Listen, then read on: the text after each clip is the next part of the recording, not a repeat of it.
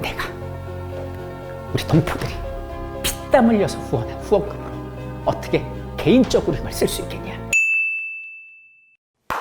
여러분들 안녕하십니까? 설쌤이에요. 혹시 8월 15일 무슨 날인지 아십니까?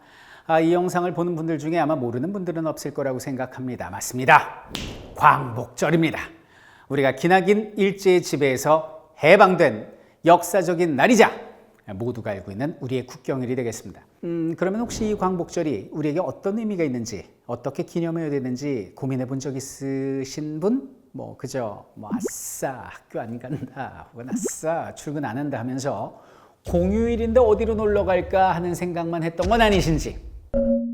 우리 선배들이 일제강점기 35년 동안 목 놓아 부르짖었을 그날의 의미를 우리가 그저 놀고 먹고 쉬면서 놓치고 있는 건 아닌가? 우리 아이들에게 광복절이 그렇게 잊혀져 가고 있는 것은 아닌가? 문득 두려운 생각이 들더라고요. 그래서 우리 아이들의 가슴속에 광복절을 영원히 담을 수 있는 방법이 무엇이 있을까 하는 고민을 하게 됐고요. 그래서 광복의 날, 빛을 다시 찾은 날에 의미를 담아주기 위해서 선생님이 이 영상을 준비하게 됐습니다. 우리 친구들, 저 광복절이 무슨 뜻입니까? 빛광자에 회복한다, 빛을 다시 회복했다는 뜻입니다. 근데 광복절은요, 크게 두 가지의 날을 기념을 해요. 첫 번째는 일제강점기 35년 끝에 1945년 8월 15일에 맞이한 해방의 순간을 말합니다. 그 이전까지 일제에서 통제당하던 언론, 출판, 집회, 결사의 자유 등 수많은 자유를 되찾은 날이다. 우리 글, 우리 말, 우리 역사를 되찾은 날이다.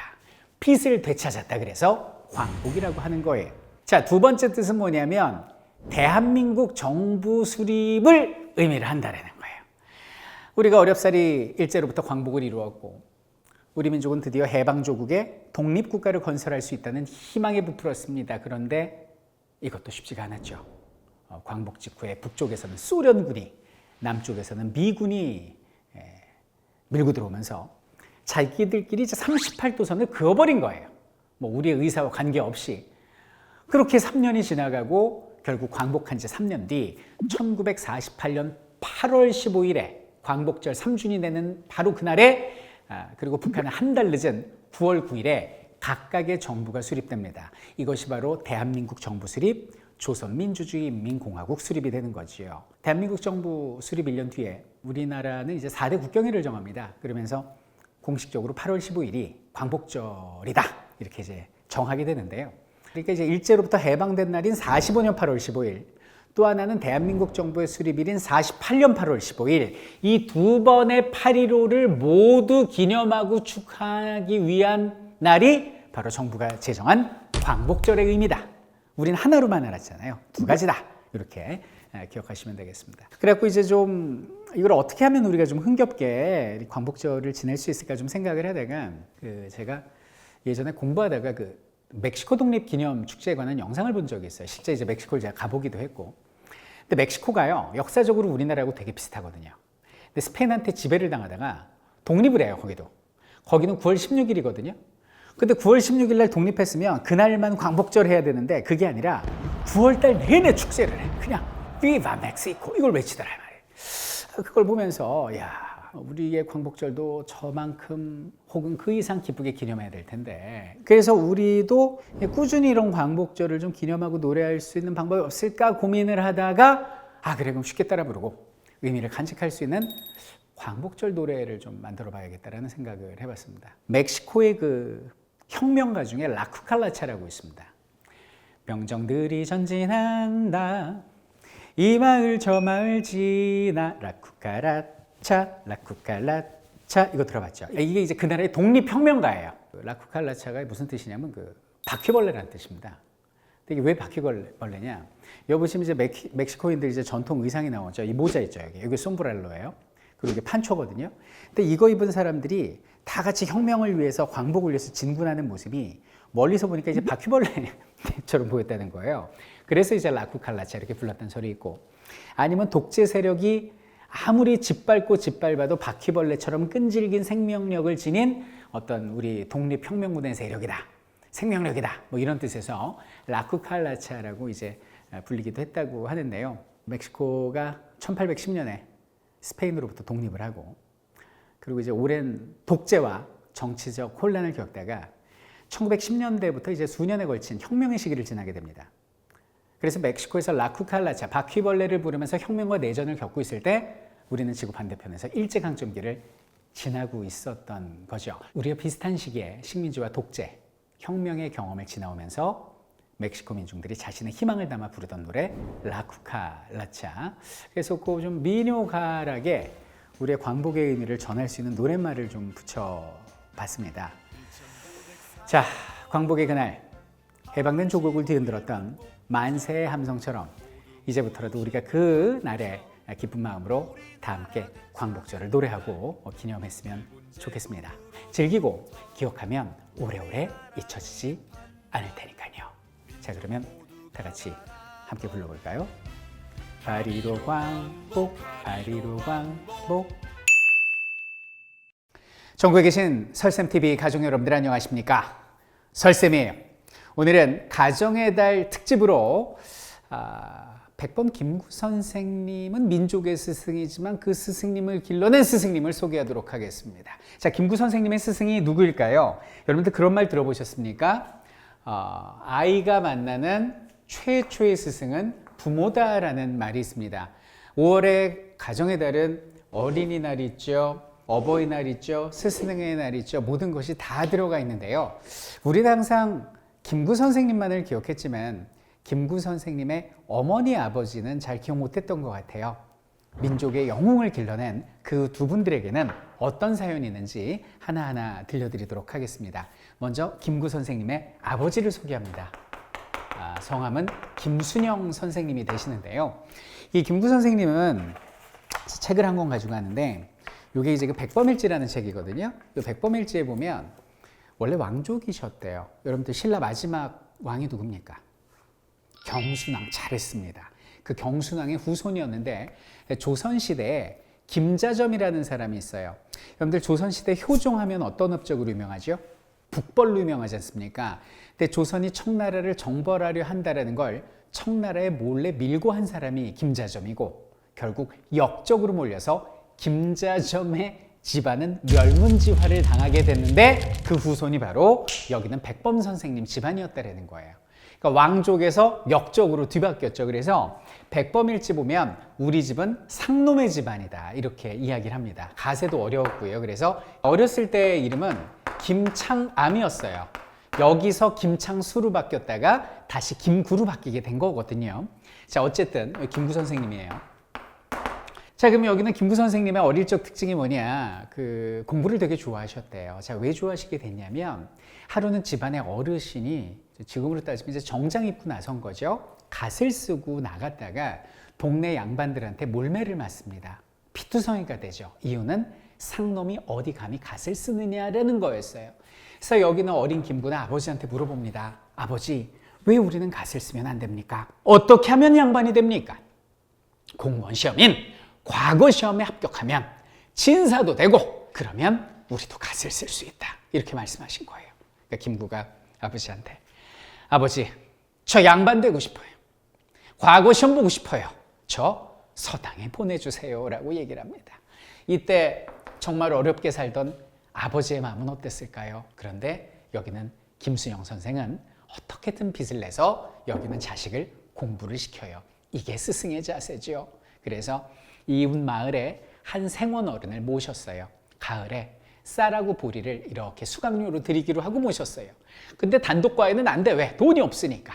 그래서 동네 주민들을 모아서 오늘날로 따지면 이제 그룹 과외처럼 서당을 만듭니다. 이때 김구 선생님이 너무너무 기뻐가지고 서당 문장님 만나러 가기 전에 예쁘게 머리를 빗고 새 옷을 입고 나갔는데 처음 만난 선생님이 저 하늘의 하느님 신선처럼 보였다라고 이야기를 합니다. 그 다음부터 김구 선생님은 정말로 열심히 공부를 합니다. 훈장님이 어떤 문장을 말씀을 하시면 10번, 100번 반복하면서 받아 적고요. 어머니 일을 도와드리면서 설거지하면서 외우고 마당 쓸면서 외우고 나무하면서 외우고 나중에는요 서당이 이사를 가거든요. 고개를 몇 개를 넘어가야 되는데 새벽처럼 일어나서 도시락 꾸러미를 등에 메고 그냥 끊임없이 그 학문을 외우면서 제일 먼저 도착했대요. 그래서 이제 선생님을 깨우고 선생님한테 글 공부를 배워요. 제일 먼저. 그럼 이제 다 배우고 나면 그때 동무들이 아침에 이렇게 도착했대요. 그때 동무들한테 그거를 선생님처럼 강의를 해줍니다. 한 번에 예습하고 복습하고. 이러다 보니까 당연히 그 클래스에서 김구 선생님이 1등이었죠. 이래서 결국 그 서당이 깨지게 됩니다. 감독님, 김구가 1등인데 왜 그 서당 클래스가 깨졌을까요? 시기심 때문에. 어떻게 하셨어요? 이게 얘기 흐름으로 하신 거 아니면 원래 하신 거예요? 얘기 흐름상 그럴 것 같습니다. 정답 맞습니다. 시기인 거죠. 그러니까 다른 부모들이 아니 왜 우리 아이는 공부 못하고 말이야 김구만 저렇게 공부 잘해 그래가지고 이 판을 깨는데요. 그 뭐라고 핑계를 대냐면 새로 모신 분장님이 밥을 너무 많이 먹는다고 밥 많이 먹는다고 선생을 쫓았어요. 이렇게 서당이 한번 깨지게 됩니다. 그리고 나서 여기는 김순영 선생님이 자고로 대장부는 학문을 익혀야 된다. 훌륭한 사람이 되려면 공부를 잘해야 된다. 그러면서 또 서당에 다니게 해주는데 그때 아버지가 쓰러집니다. 그리고 전신불수가 돼요. 하늘이 캄캄했습니다. 이제 김구는 어디로 가야 될까요? 그런데 다행히 전신불수에서 반신불수 한쪽 팔과 한쪽 다리 정도는 쓸 수 있게 되고 다리를 절면서 다니시고 입이 이렇게 돌아가서 발음이 부정확했다라는 거예요. 그래갖고 여기는 이제 김순영 선생님이 치료받으러 집에 있는 솥도 팔고 농기구도 팔고 치료받으러 가고 친척 집에 어린 김구를 맡겼는데 김구가 허드렛 일이라도 해야 될 거 아니에요. 밥값이라도 해야 될 거 아닙니까? 친척 집에 얹혀 사는데 그래서 큰 그 나무 짐을 메고 맨날 나무를 해오는데 이 어렸을 때 김구 선생님이 키가 작았대요. 그래서 멀리서 보면 사람은 안 보이고 나무집만 이렇게 지나가는 것 같더라라고 책에 나오는데 그때 김구 선생님이 이렇게 말씀하십니다. 나는 배고픈 것도 나무 하는 것도 나는 힘들지 않았다. 내가 가장 힘든 게 뭐였을까요? 바로 서당에서 아이들 글 읽는 소리를 들으면 내가 공부 못하는 그 마음이 가장 아팠다라고 말씀을 하셨습니다. 다행히 아버지가 조금 몸이 나아지셔서 다시 김구 선생님은 공부를 배우게 됐고요. 드디어 꿈꾸던 과거 시험을 보러 가게 됩니다.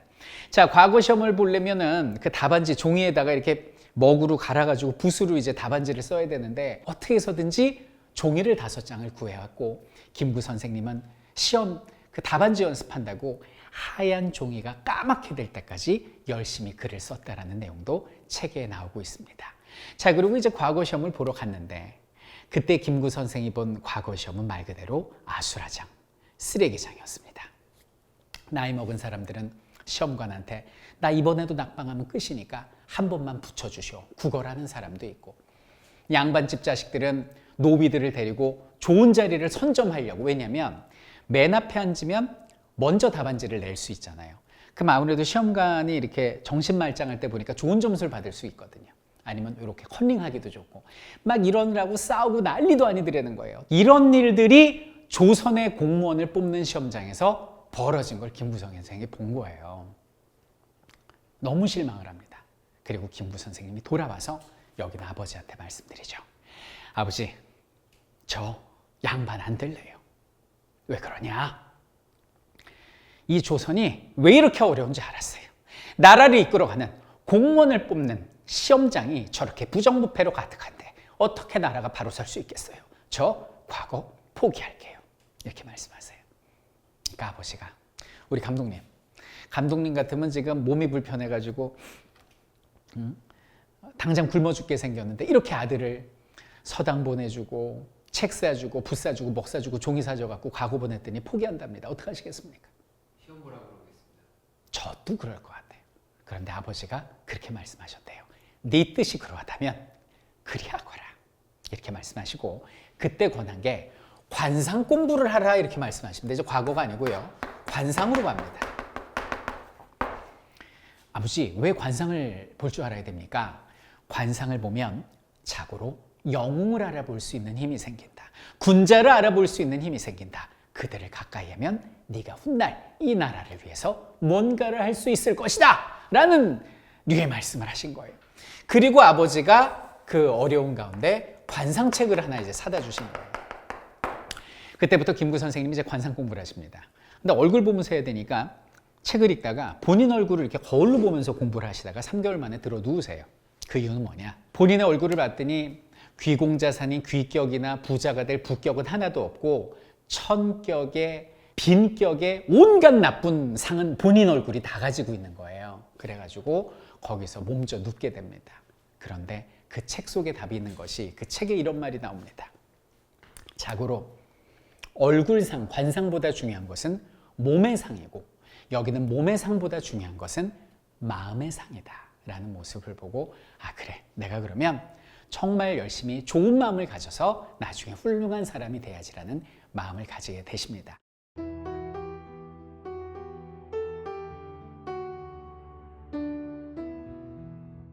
아버지와 어머니는 이제 광락원 여사인데요. 광락원 여사는 감옥 근처에 식모가 되어서 옥바라지를 하고 아들 그 감옥에다가 이렇게 사식을 넣어주고요. 그 광락원 여사 동상이 지금 보이시는데요. 이 동상을 보면 무슨 바가지 같은 걸 거꾸로 들고 있잖아요.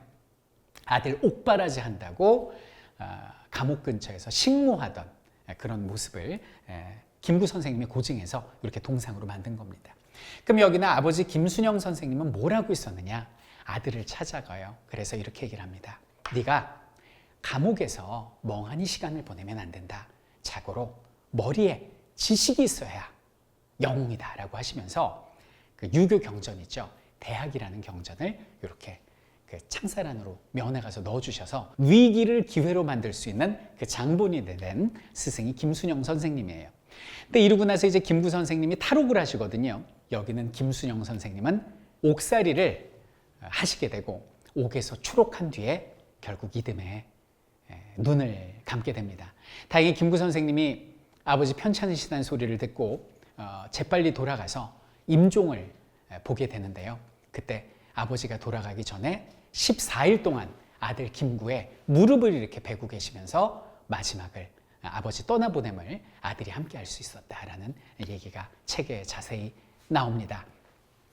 몸도 불편하고 지식도 없고 재산도 없고 아무것도 없었지만 여기는 아버지는 김구 선생님이 장차 나라의 큰일을 할 수 있는 위대한 영웅으로 만들기 위해서 머리를 담당하셨습니다. 끊임없이 서당도 보내고 지식을 전달하는 역할을 했는데요.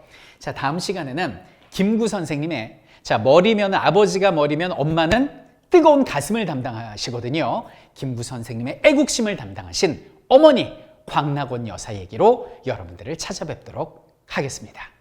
설쌤TV 가족 여러분들, 아이가 만나는 최초의 스승은 바로 부모입니다. 전국에 계신 설쌤TV 가족 여러분들 안녕하십니까? 설쌤이에요. 5월 가정의 달을 맞이해서 김구 선생님의 스승이 되신 아버지와 어머니, 아이가 만나는 최초의 스승은 부모다라는 주제로 이야기를 하고 있는데요. 오늘 그 두 번째 시간이 되겠습니다. 자, 오늘은 김구 선생님의 가슴에 뜨거운 애국심을 담아준 그의 어머니 광락원 여사 이야기를 하고자 합니다. 광락원 여사는요 17살에 17세에 김구 선생님을 낳게 됩니다. 이때 얼마나 가난했냐면요, 이렇게 태어난 아이 어차피 굶어 죽을 테니 내 아들 그냥 빨리 죽었으면 좋겠다 라고 어린 소녀가 푸념을 할 정도로 찢어지게 가난했습니다. 그러나 말씀은 그렇게 하셨지만 지극정성으로 아들을 보살폈는데요, 본인이 드신 게 없으니까 젖이 안 나오는 거예요. 그래갖고 아이를 들쳐업고 이 동네 저 동네 다니면서 젖동량을 다니셨고요. 그리고 밤을 따다가 그걸로 가루를 내서 암죽이라는 죽을 만들어서 이유식을 먹여가며 김구 선생님을 키우게 됩니다.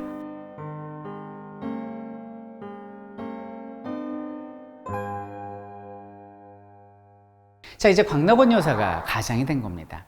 이때 김구 선생님이 세월이 지나서 나이가 36살 됐을 때 한 학교의 교장 선생님을 하고 계셨어요. 그런데 문제가 생깁니다. 김구 선생님이 초대 총독 데라우치 마사타케를 암살하려 했다라는 누명을 쓴 겁니다. 그래서 김구 선생님이 다시 또 감옥에 갇히게 된 거예요. 이때 김구 선생님이 몇 년형을 받느냐 놀라지 마십시오.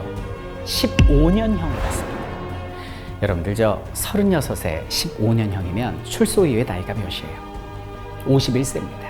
그 당시에는요, 평균 수명이 짧아서 50세면 사실상 노인이거든요. 그냥 인생이 끝난 기분이었을 것 같아요. 김구 선생님의 백범일지를 보면 15년형을 받고 너무 충격을 받아서 내가 잠은 잤으나 밥을 하루에 한 끼도 넘길 수 없는 충격을 받았다라고 말씀을 하십니다. 이럴 때 면회가 온 겁니다. 김구 선생님이 면회소에 갔는데 책에 따르면 사람 주먹이 하나 들어들 만한 조그만 구멍이 띡 열리더니 이게 밖을 들여다봤대요. 누군가 봤더니 어머니가 이렇게 서 계셨고 옆에는 책의 표현대로 외놈 순사가 한 명이 지켜보고 있었다라고 나옵니다. 자, 여기 우리 감독님 나와 계신데요. 감독님 만약에 가정입니다만은 아들이 이런 어떤 그 독립운동을 하다가 감옥에 갇혔는데 15년형을 받았습니다. 그 면회 가셨습니다. 근데 요만한 구멍으로 아들의 얼굴을 봤어요. 그러면 어떠시겠어요? 뭐라고 말씀하시겠어요? 괜찮냐? 괜찮냐? 힘들지. 힘들지? 그냥 그리고 이제 오시겠어요? 저 같으면 못 그럴 것 같아요. 네. 아무 말도 안 나올 것 같아요. 눈물만 흘릴 것 같아요. 통곡을 할 것 같아요. 그런데 김구 선생님의 백범일지에 이렇게 나와 있습니다. 근 7, 8달 만에 아들을 보는 광락원 여사는 그 누구보다 의연하게 서 계셨다고 합니다. 그리고 이렇게 말씀하셨다고 합니다. 아들아, 나는 네가 경기 감사, 오늘날로 따지면 경기도지사가 된 것보다 더 기쁘다. 너는 조선 민족으로서 반드시 해야 할 일을 했을 뿐이고 이런 네가 나는 정말 자랑스럽다. 네 아내, 즉 내 며느리와 너의 딸은, 즉 우리 세 식구는 평안히 잘 있으니 감옥에서 네 몸 하나 잘 간수하렴. 하루에 2번씩 사식 넣어주랴. 이렇게 말씀하셨다는 거예요. 근데 보통 그때 그 같이 옥살이하는 동료들의 말을 들어보면 가족들이 오잖아요. 그럼 문이 열리고 그냥 울기만 하더래. 통곡을 하더래요. 처자식이 와서. 그래서 시간이 다 돼서 실제 하고 싶은 말은 하지 못하고 그냥 헤어지는 것이 일반적이었다고 하는데 어머님은 의연하게 또박또박 나를 안심시키는 말씀을 하셨으니 정말 강건한 분이다라고 기술이 되어 있습니다. 그리고 나서 다행히도 김구 선생님은 15년 다 살지 않으시고요. 출소가 됩니다. 그래서 이제 집으로 돌아옵니다. 사랑하는 어머니, 아내, 그리고 내 어린 딸을 만날 수 있구나 라고 돌아왔는데 표정이 이상한 거예요. 아니, 내가 출소가 됐는데 표정이 왜 그래요?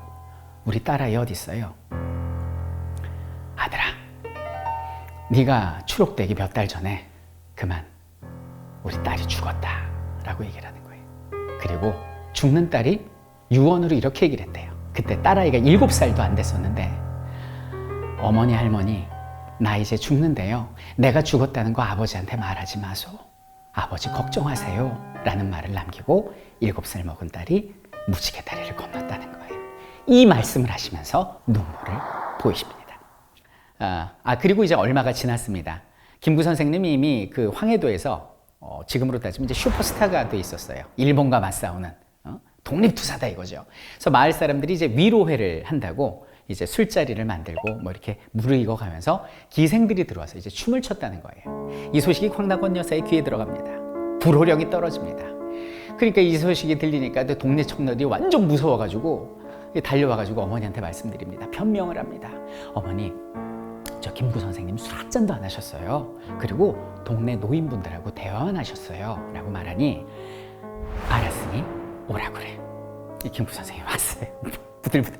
되게 무서워요. 원래 어머니가 맨날 회초리 때리거든요. 엄하게 가르치거든요. 왔더니 어머니가 그러시더래요. 아들아, 내가 몇 년 동안 네 욕바라지 한 게 여기는 기생 끼고 술 먹는 거 보려고 내가 그런 줄 알아? 라고 얘기를 했대요. 어머니 살려주세요 그러면서 이렇게 석고대지 하면서 머리를 숙이는 그런 장면이 나옵니다. 누구보다도 엄하고 누구보다도 무서운 스승님이시기도 했습니다. 자, 그리고 세월이 지나서 1919년이 됩니다. 3.1운동이 벌어지죠. 3.1운동이 벌어지고 나서 상해의 대한민국 임시정부가 탄생을 하게 됩니다. 여기에 우리 김구 선생님이 문지기 하겠다고 이제 떠나게 돼요. 그리고 한 3년 정도 지난 다음에 어머니를 부르죠. 이때 주로 하신 일이 그 동네 시장통에 쓰레기통을 뒤지고 다니십니다. 그래서 돈이 없으니까. 그래서 쓰레기통에서 먹을 만한 배춧잎, 채소 이런 것을 가져다가 물에 잘 씻어서 소금에 절여서 김치를 해주시며 살았다라는 장면이 나오는데요. 김구 선생님의 백범일지에 딱 한 줄 나옵니다. 이 시절 비록 우리가 어렵게 살았으나 재미있는 가정을 이루었다라고 말이죠. 그런데 여러분들, 하늘은 김구 선생님의 행복을 그리 오래 허락하지 않았습니다. 1924년에 김구 선생님의 부인이 두 번째 아이를 낳고 이제 몸을 풀고 있었는데요.